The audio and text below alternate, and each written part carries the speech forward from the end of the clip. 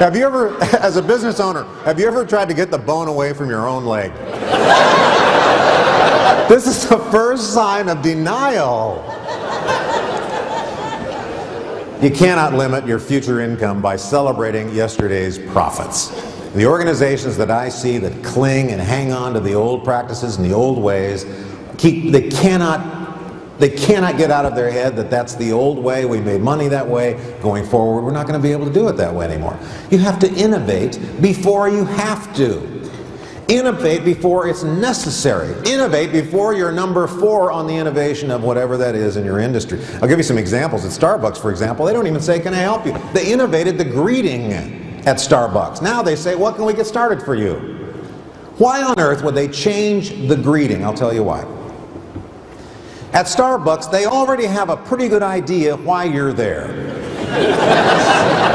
They don't need to say, can I help you? You a helpless looking person? What do you...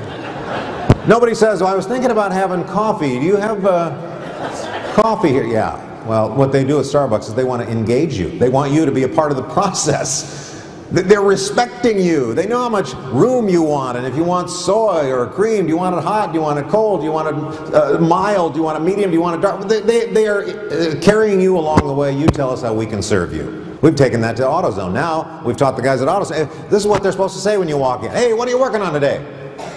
That's engaging. Nobody goes to an AutoZone store to window shop. They have a problem. And this way, now we're partners in this process. Larimar Apartment Homes manages 55,000 units throughout North America. Here's their problem. They lose $5 million a year in pet deposits because people lie. People say, oh, I have a small dog or a cat. I'm not going to tell them I don't have it. It's not that big a deal. Even small pets, as I personally know, can cause a lot of damage.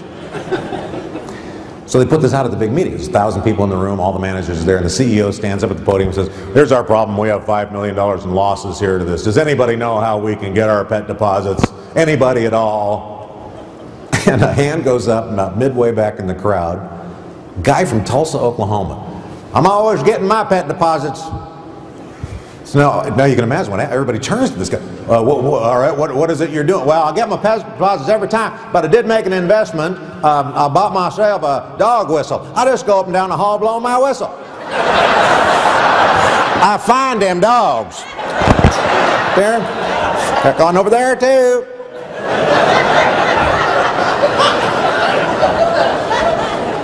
You know what this is? This is a fabulous example of underthinking the problem.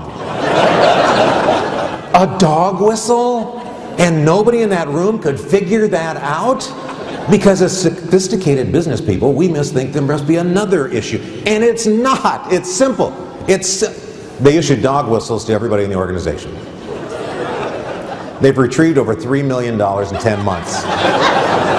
They've got their managers walking up and down the hall blowing their whistles. You got a pet. No, I don't. There he comes up to the door.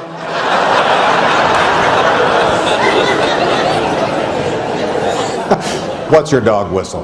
That's the point. What's happening every day over and over again that maybe you could underthink the problem and ask somebody who is not supposed to be as smart as you are to come up with the answer. I love this example with Mike Diamond Plumbing. They're in Southern California here, growing like crazy. Their marketing is so simple, it's causing them to grow. You know what their marketing is? We promise our plumber's going to show up on time and smell good. He got to the core of the problem, didn't he? The other thing they do, they invented the long shirt. And so what